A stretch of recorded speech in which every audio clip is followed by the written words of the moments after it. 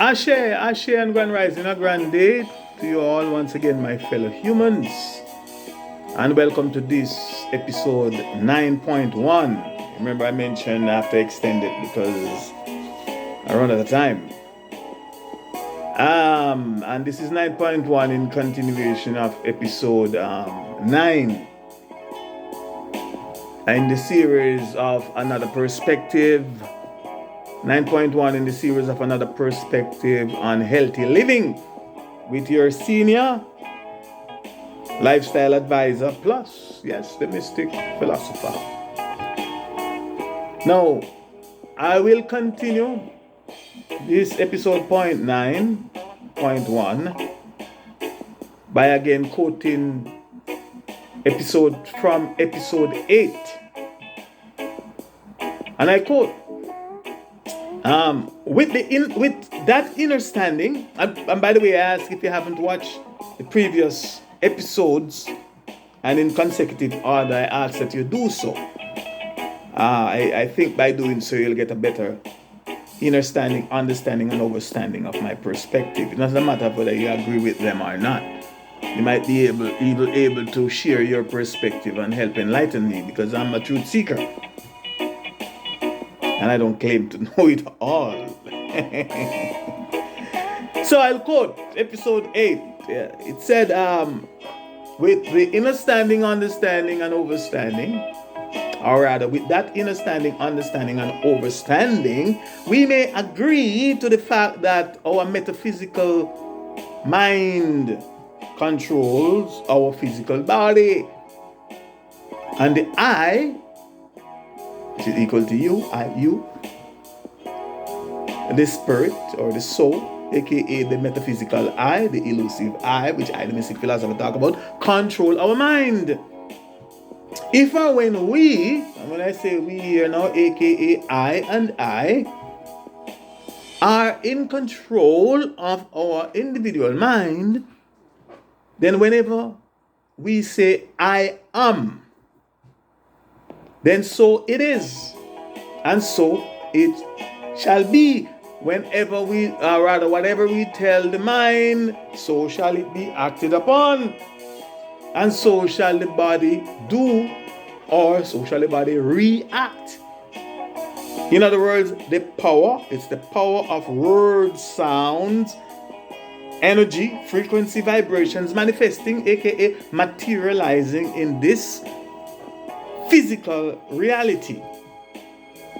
As in the famous quote, and he spake, and it was done, he commanded, and it stood fast. For example, if or when we say I am sick,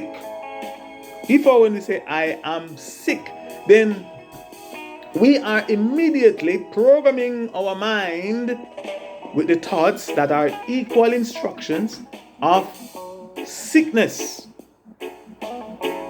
And our mind will in turn instruct our body to be and become sick. I also pointed out the fact that there is even a word for it. It is called psychosomatic, where psycho means mind and soma means body. And the opposite is also true. If or when we say I am healthy, we are immediately programming our mind with thoughts that are equal instructions of health. And our mind will in turn instruct our body to be healthy.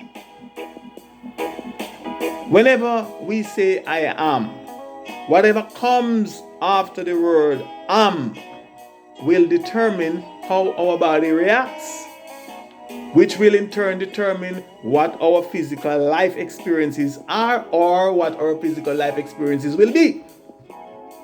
And this is where and when the proper use of mantras,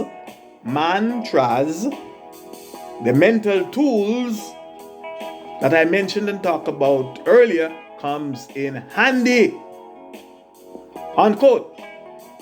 With all that said, there is one very important fact that cannot and should not be overlooked and must be mentioned here for full disclosure. And it is the fact that the majority of us humans, if not all humans, are not in total control of our mind, of our own individual minds. Consequently, a lot of illnesses and diseases, aka unhealthiness, that our natural humanity are inflicted by, or inflicted with, and by, are a direct result of the evils that are controlling and manipulating our minds. But this I will have much more to say on later, hopefully in this series. I'm just introducing that for you to think about here. So, as mentioned before, after listening to episode 8, someone asked the question. Mystic P, here's a question. Mystic P, if all that you have said about the soul, the metaphysical I controlling the metaphysical mind, and the mind in turn controlling the physical body, is true, therefore whenever we say I am, then so it is, and so it shall be.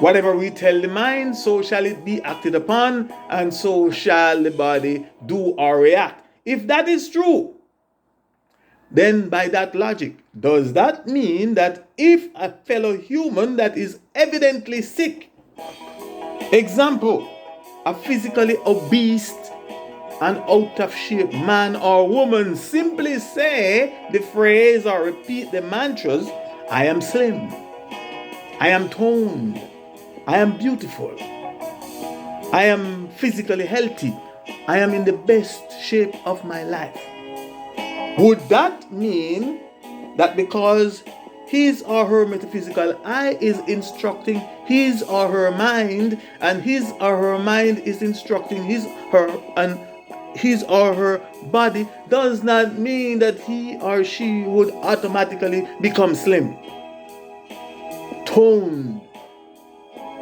physically healthy, beautiful, and in the best shape of his or her life?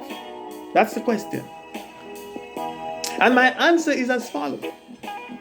From my mystic philosopher's perspective, with the exception of some form of what may be best described as divine intervention, supernatural intervention, a miracle, with the exception of something that is that clearly defies all known natural and scientific laws, all known natural human logic, reason, and all other practical reality, the answer is a resounding no. Or to be even more blunt, with the exception of either or all of the aforementioned odd possibilities, a person that is evidently sick, as in physically obese, aka grossly overweight, or to be more specific, grossly over fat and out of shape, be they a man or woman, he or she cannot just simply repeat affirmation or recite mantras and prayers alone and get well, aka lose the excessive fat or the excessive weight. However positive and reassuring the mantras, affirmations or prayers or whatever may be, repeating and reciting them religiously or otherwise will not automatically let the believer or the person practicing this become slim, physically toned, physically healthy, beautiful, and in the best of physical shape of his or her life. Not at all. It won't happen.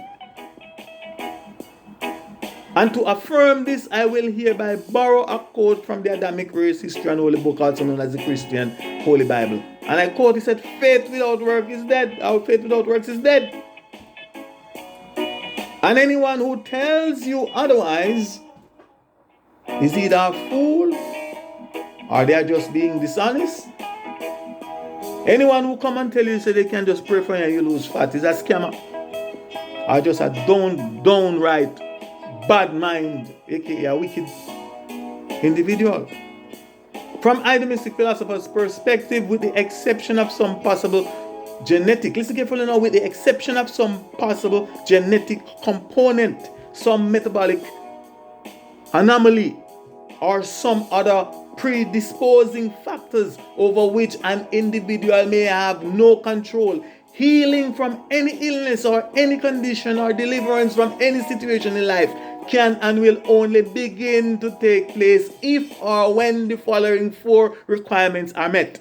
Requirement number 1, if or when an individual becomes self-aware of the illness or the condition.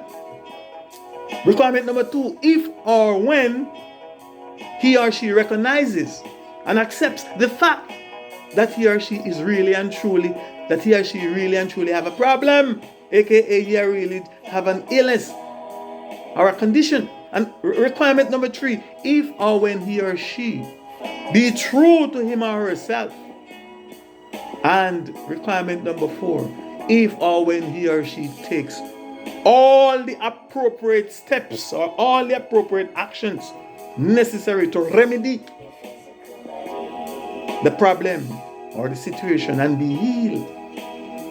Now, in the interest of time, please let me address and explore requirements number 1 and 2 together, and later number 3 and 4. I will address them together. Requirements for healing 1 and 2. Healing will only begin to take place if or when an individual becomes self-aware, aka knowledgeable of his or her illness or of his or her condition.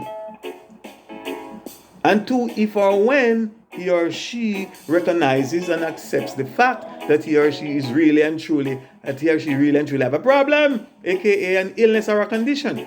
If a person doesn't know that he or she has a problem, that he or she is ill, and they know that he or she is ill, then he or she is literally doomed to his or her illness. That illness will take them to their grave. And other than trying to tell them, other than trying to let them know that they are ill, which might even prove very futile most of the time, if not all the time, there's very little, if at all, anything that anyone else can really do that will make them or him or her well again. AKA that will, and very little can do to make them heal, or to heal them and make them whole again. And depending on one's point of view, ignorance can be a very deadly thing. For thus it is written, my people are destroyed for what? Lack of knowledge or lack of knowing, aka ignorance. And even while acknowledging the facts of life, that we all as humans will one day or one night transition to possible another dimension, to possible another plane of existence or another reality, etc. An experience that is commonly referred to as death and dying. Though that is a given, we all must die, or transition. One could arguably say that most people or most of us suffer because of ignorance. Most people are suffering because of ignorance, and most people's death can be attributed to ignorance, and most people are dying today because of ignorance. And regardless of our good intentions, trying to tell some, if not all, of these sufferers that there is a better way out, that they can be healed, might be a waste of our limited amount of time. All that we may be able to do for that person that is existing in ignorance is to comfort them and maybe help them treat their illness, and hope that someday they will wake up before the ships sink and become aware that they are ill, and consequently take the right action or actions to help heal themselves. And even if we are aware that a person is sick and was granted the power to heal them of their illness, they still would not know that they were sick or that they are healed or even healed. Requirements for healing number 3 and 4. If or when he or she be true to him or herself and take the appropriate actions or the appropriate steps necessary to remedy the problem and be healed. Healing will only begin to take place if or when a person is true to him or herself. For example, if a person is ill, as in grossly obese, as mentioned before, and he or she knows that his or her obesity is evidently attributed to his or her sedentary lifestyle, his or her inactivity due to laziness, his or her gluttony, his or her poor diet intake, his or her excessive high stress levels due to his or her bad mind, etc. No amount of positive affirmation or affirmations and mantras, etc. alone can or will make such an individual healthy without taking all the appropriate steps or actions necessary to remedy the problem and be healed. Repeating phrases and repeating mantras such as I am slim, I am toned, I am beautiful, I am physically healthy, I am in the best physical shape of my life, I am the epitome of what a healthy man or woman should be, etc., is not only delusional but mad. While we